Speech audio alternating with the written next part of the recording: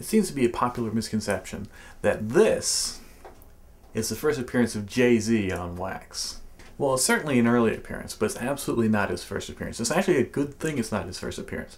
Not because this record sucks or anything, although some people might think so, but because Jay-Z really barely appears on here at all.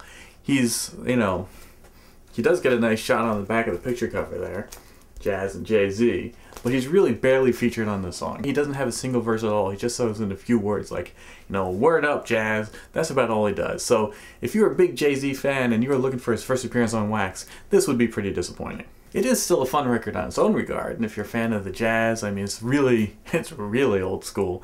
It's got sort of a fun, kind of almost Fresh Princey narrative rap style kind of thing, you know, where he's talking about meeting a girl when he goes to Hawaii. It's probably, possibly, the first and still to date only song to merge hip-hop with classical Hawaiian music. I don't know if that's something really to brag about, but it is. And the 12-inch has some interesting remixes on there, including some stuff produced by Daddy-O, Stetsasonic. And in fact, one of the mixes on this 12-inch I think is superior to the album version, and it is, in my opinion, the definitive version of Hawaiian Sophie. But no, that was 1989. If you really want to go back to the very beginnings, the first appearance on Wax by Jay-Z, you gotta go back 3 years earlier to 1986. Get Live Records. The group is called High Potent. This is their only single, HP Get Busy. Again, 1986, Get Live Records. And High Potent, Jay-Z isn't just like a guest on, you know, High Potent's record or something. He's a member of the crew. It's a four-man crew of guys from Bed-Stuy, including, yes, the Jazz, Jay-Z, then Joy, and Easy LB. So it's just the one single, and it's just the one song. It's just a vocal version on the A side and instrumental on the B side, which frankly in those days was a lot more common. But it's a fun song. It's a great song. It's a blast. It's very high energy. It's very upbeat. It's very fast paced. All four MCs get a chance to shine, and you get to really hear Jay-Z's kind of earlier fast rap kind of style. I mean, he's not quite the originator's fast on this. You know, it's a little bit more traditional, but he's definitely, especially for 1986, this is pretty cutting edge. I mean, it's not cutting edge. You already had stuff like the new rap language years before, but you know, for 1986, an independent label, you know, this is pretty interesting, dynamic stuff. And one thing that's really compelling about this is that Jay-Z really gets a chance to shine on this. This is not like Hawaiian Sophie, where he's just saying, yes indeed, Jazz. He's actually kicking verses on here. It's a four-man crew, all four MCs get equal opportunity to get busy. So it's really nice. The music is fun too. The music actually is, the basic loop is dun dun dun dun dun dun, is from the theme song to Courageous Cat, that really old goofy cartoon show from, you know, I don't know, the 60s.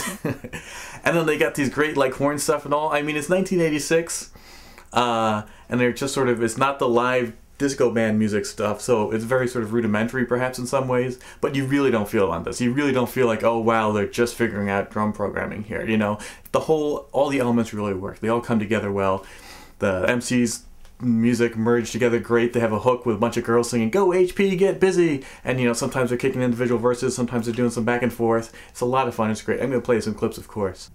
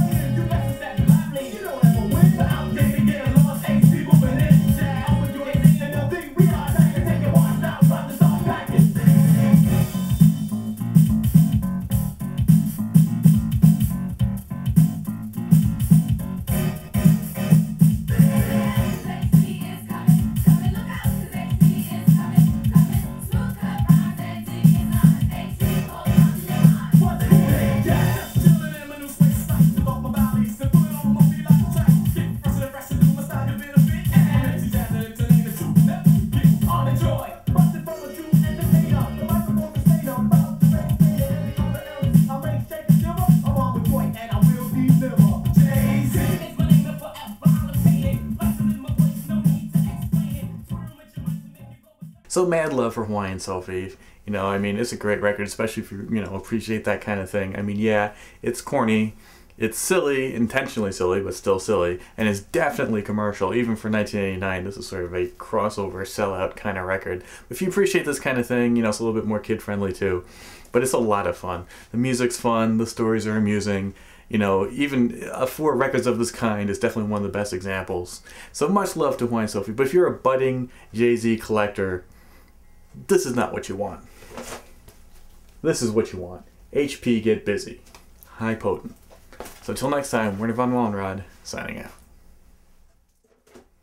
I'm not actually signing out or anything. I don't even really know what that expression means, but the video's over, so peace.